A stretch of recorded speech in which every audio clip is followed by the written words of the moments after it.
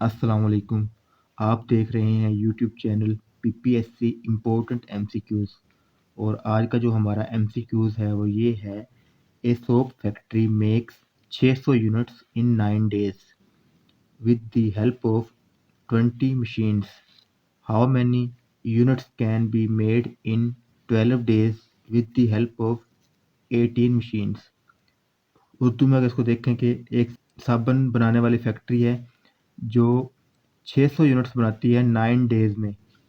कितनी मशीनों के साथ? 20 मशीनों के साथ।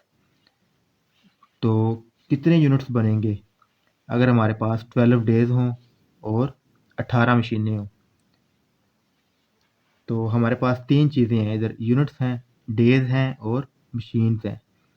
तो वो तीनों मैंने लिख लिए हैं, यूनिट्स, डेज़ और मशीन्स। उसके बाद यूनिट्स कितने हैं हमारे पास? सबसे पहले यूनिट्स कितने थे? 600। तो वो 600 लिख लिए। उसके बाद डेज़ कितने थे हमारे पास? 9। और मशीन कितनी थी? 20। यानी कि 20 मशीनें 9 दिनों में 600 यूनिट्स बनाती थी। अब हमारे पास यूनिट्स मालूम करने, हाउ मैनी यूनिट्स, वो हमने लेट्स सपोज एक्स ले लिए यूनिट्स। और कितने डेज में बनाते हैं? 12 डेज में। और मशीनें कितनी रह गई हैं अब? 18। यानी कि अब हमने ये मालूम करना है कि 18 मशीनें 12 दिनों में कितने यूनिट बनाएंगी।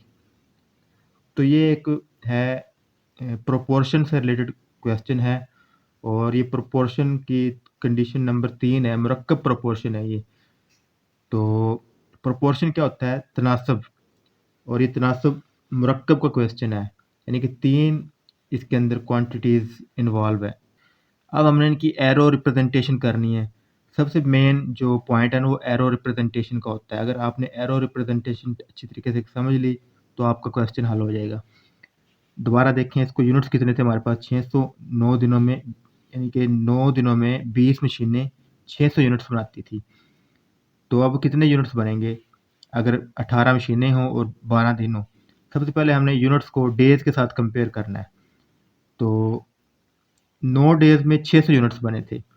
अब हमारे पास डेज़ बढ़ गए हैं, दिन बढ़ गए हैं, तो साफ ज़ाहिर है हमारे पास यूनिट्स भी ज़्यादा बनेंगे। तो ये कौन सा तनासब हो गया? अगर एक मकदार बढ़ रही है तो दूसरी भी बढ़ेगी। पहले हमारे पास 9 दिन थे, 600 यूनिट्स बनते थे। अब डेज़ हमारे पास 12 हो गए हैं, यानी कि डेज़ बढ़ गए हैं, दिन ज़्यादा हो गया तो वो चीज़ें ज़्यादा बनेंगी फिर। तो ये तनासब रास्त हो गया। अगर एक मकदार भी बढ़ रही है तो दूसरी भी बढ़ रही है। तनासब रास्त में हम एरो रिप्रेजेंटेशन किस तरह करते हैं? दोनों एरो सेम डायरेक्शन में होते हैं। तनासब रास्त की कंडीशन क्या होती है? दोनों एरो सेम डायरेक्शन में होती हैं।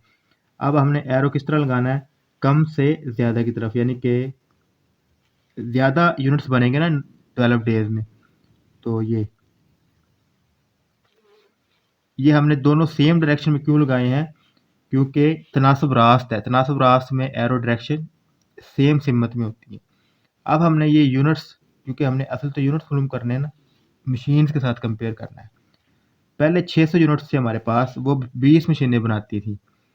अब हमने मालूम करना है कि 18 मशीनें कितने यूनिट्स बनाएंगी। पहले 20 मशीनें 600 यूनिट्स बनाती थी, अब 18 मशीनें रह गई हैं, मशीनें कम हो गई हैं, तो डेज भी कम बनेंगे ना। एक मकदार कम हो रही है, दूसरी भी कम होगी, क्योंकि पहले 20 बंदे थे, 20 मशीनें थी या 20 बंदे काम करने वाले थे। अब 18 बंदे या मशीनें रह गई हैं काम करने वाले, तो 18 हो गई, तो फिर वो यूनिट भी कम बनाएंगी। इसलिए एक चीज़ कम हो रही है तो दूसरी भी कम होगी। तो ये भी क्या है? तनासब रास्त। और तनासब रास्त में हमने क्या देखा था कि एरो सेम डायरेक्शन में होती हैं। अब अगर ये डाउन की तरफ है तो ये एरो भी खुद ब खुद डाउन की तरफ आएगा। ये पॉइंट नहीं देखना कि कम से ज़्यादा की तरफ, यानी कि इधर तो 20 था, इधर 18 है, तो ये तो फिर इस तरह एरो गलत हो जाएगा।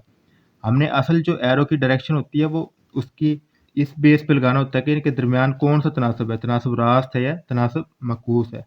तो इन दोनों के दरमियान, यूनिट्स और मशीन्स के दरमियान तनासब रास्त है। अगर इसका एरो इस तरफ था तो इसका एरो भी इस तरफ। अब हमने इनके दरमियान एरो डायरेक्शंस लगा ली हैं, जो कि हमारा मेन पॉइंट था। उसके बाद इसको हमने सिंप्लीफाई करना है।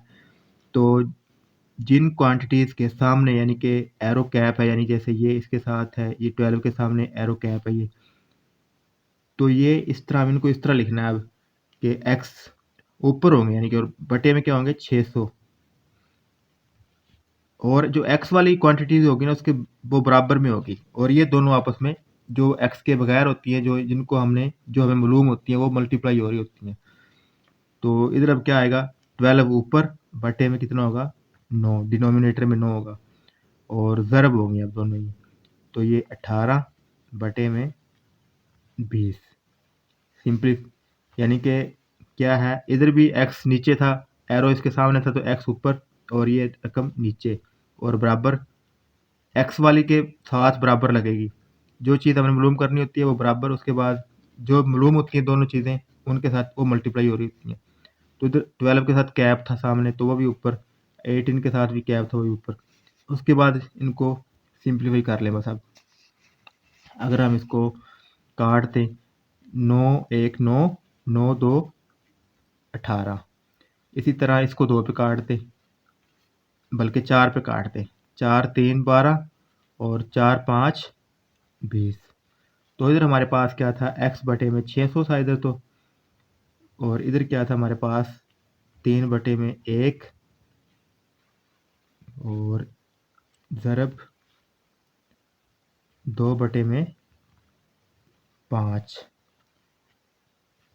उसके बाद क्या आ गया x बटे में 600, इस तरह लिख लें, और ये आ गया 3 ज़रब 2 6 हो गया, और बटे में कितना है 5। उसके बाद हमने तो x निकालना है, तो ये 600 इधर तकसीम और असर जाके आ जाएगा मल्टीप्लाई, तो क्या आ गया हमारे पास x आ गया हमारे पास 6 बटे में 5 ज़रब 600। उसके बाद इसको हम अगर काट दें इस तरह 5 1 5 और 12 5 60, यानी कि 600 का अगर 60 ले लें तो 12 5 60 हो जाएगा। तो इधर कितना बच गया 6 ज़रब 12, और ये पीछे सिर्फ ऐसे ही आ गई इसकी, तो ये x क्या आ गया हमारे पास 6 ज़रब 120। उसके बाद इस 6 को ज़रब दे लें, अब इस तरफ से हम ज़रब देंगे 6 को, इसको 6 ज़रब 0 0, 6 ज़रब 2 12, तो 12 का 2 आ गया 1 हासिल, और 6 ज़रब 1 6 और 1 हासिल, 720 जवाब आ गया हमारे पास। यानी कि ज़रब कैसे दिया हमने 120 ज़रब 6, तो 6 ज़रब 0 0, 6 ज़रब 2 12, 12 का 1 आ गया, और 6 ज़रब 1 6, और 1 हासिल जो हमारा था वो 7 हो गए 720। ऐसे हमने ये निकाला है। तो हमारे क्वेश्चन में अब x क्या था, x कितना निकाला हमने 720, यानी कि 18 मशीनें 12 दिनों में 720 यूनिट्स बनाएंगी। ये था हमारा MCQ आज का। अगर आप लोगों को ये वीडियो अच्छी लगी हो तो हमारे इस चैनल को ज़रूर सब्सक्राइब कर लें। Thanks for watching.